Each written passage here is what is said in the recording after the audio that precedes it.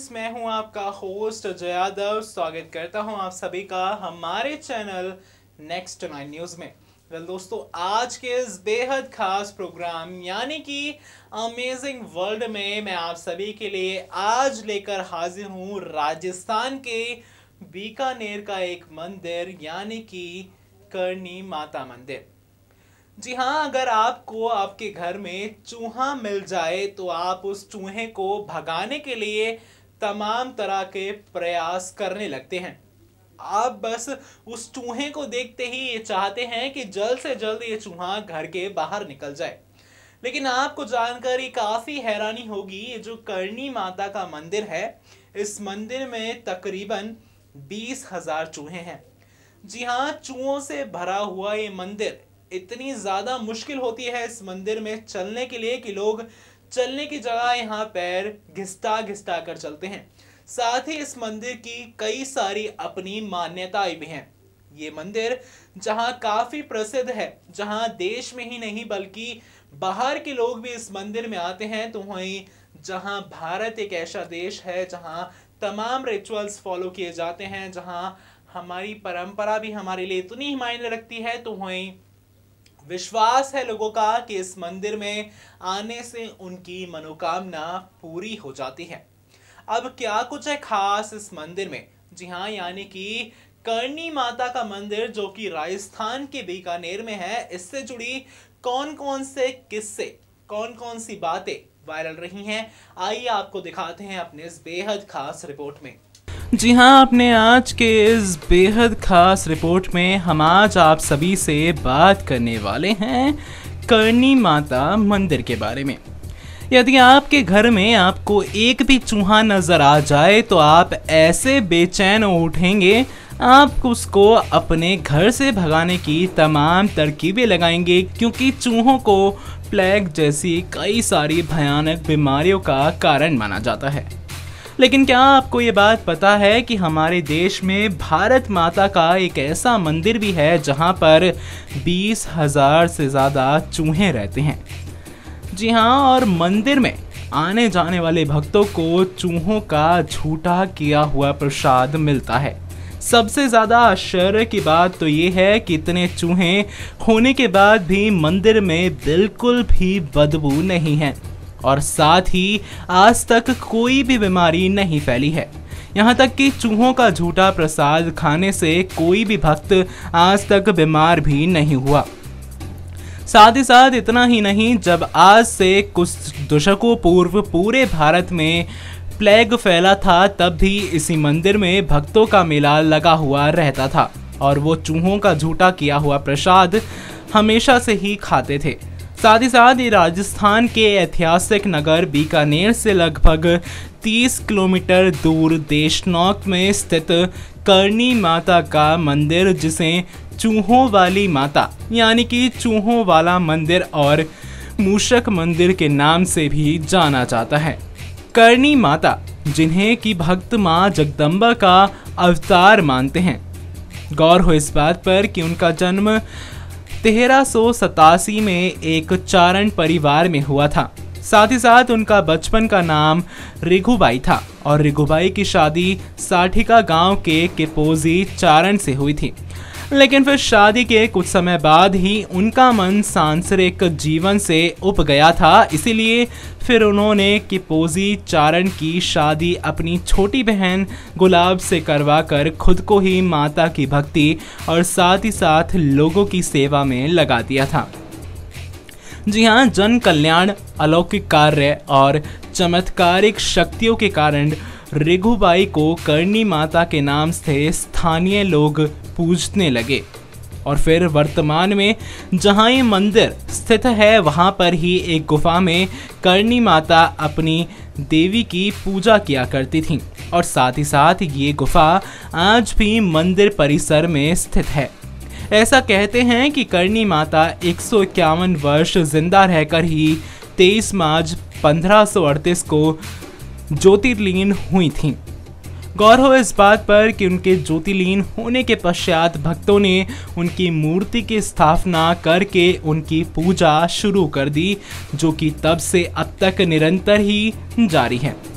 जी हाँ, करणी माता बीकानेर राजघराने की कुलदेवी हैं और साथ ही साथ ऐसा भी कहते हैं कि उनके आशीर्वाद से बीकानेर और साथ ही साथ जोधपुर की रियासत की स्थापना हुई थी।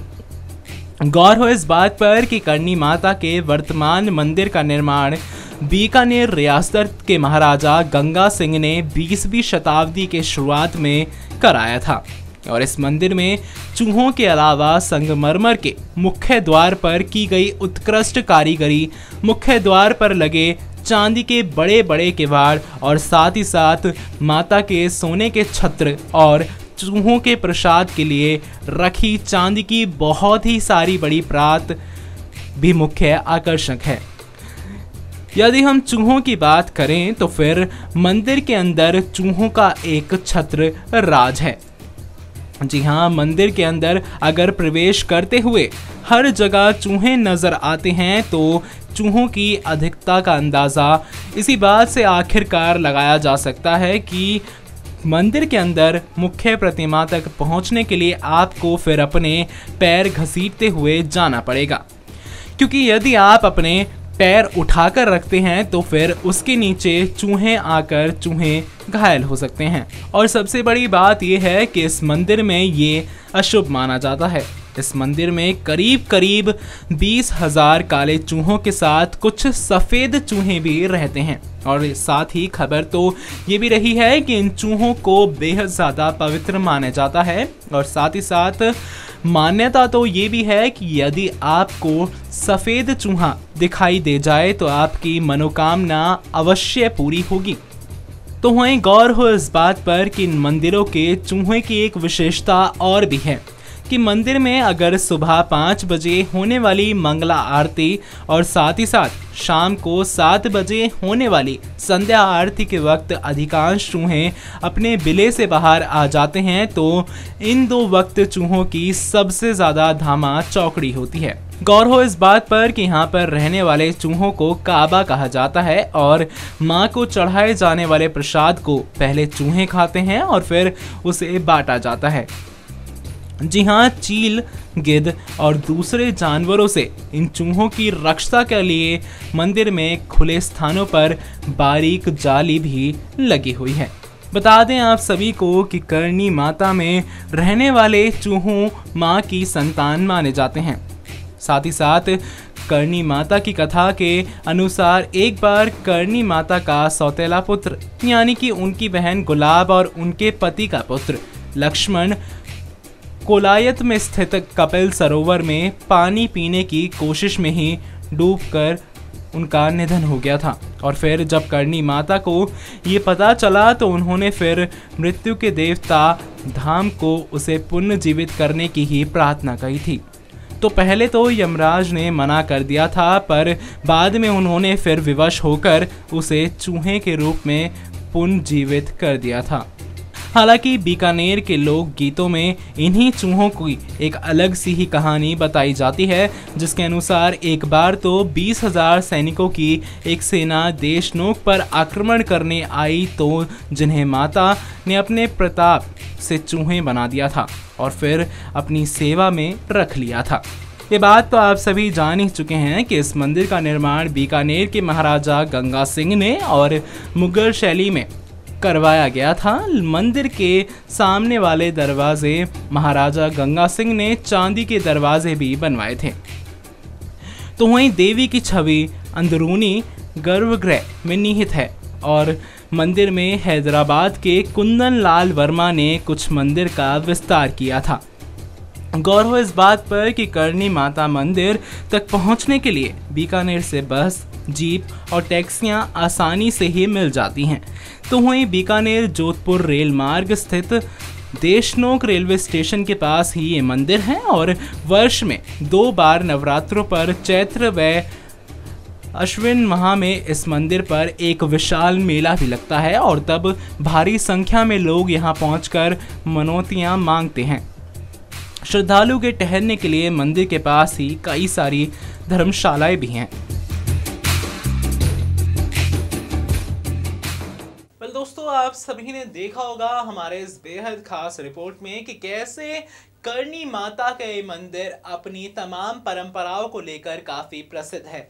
आप सभी ने ये भी देखा होगा कि कैसे इस मंदिर में अगर पैर के नीचे चूहा आ जाए तो उसे अपशगुन माना जाता है, तो वहीं अगर पैर के ऊपर से चूहा चला जाए तो ऐसा कहा जाता है कि आपके ऊपर माता रानी की मेहर है। इसके अलावा आप सभी ने ये भी जाना कि अगर आपको इस मंदिर में सफेद चूहा नजर आ जाए तो मानो आपकी मनोकामना पूरी होने वाली है। ऐसे ही कुछ किस्से, ऐसी ही कुछ कहानियां जहां आप सभी ने हमारे इस खास रिपोर्ट में देखी होंगी। तो वहीं ये था करनी माता मंदिर, जो कि राजस्थान के बीकानेर में स्थित है। इसके अलावा तमाम जानकारी के लिए, यानी कि अजब गजब अमेजिंग वर्ल्ड चीज़ों के लिए हमें कमेंट बॉक्स के जरिए ज़रूर बताएं कि आप किसके बारे में जानना चाहते हैं। साथ ही ऐसी ही कुछ खास खबरों के लिए जुड़े रहिए हमारे चैनल नेक्स्ट 9 न्यूज़ के साथ, और साथ ही हमारे चैनल को सब्सक्राइब करना ना भूलें। Subscribe and press the bell icon for latest update.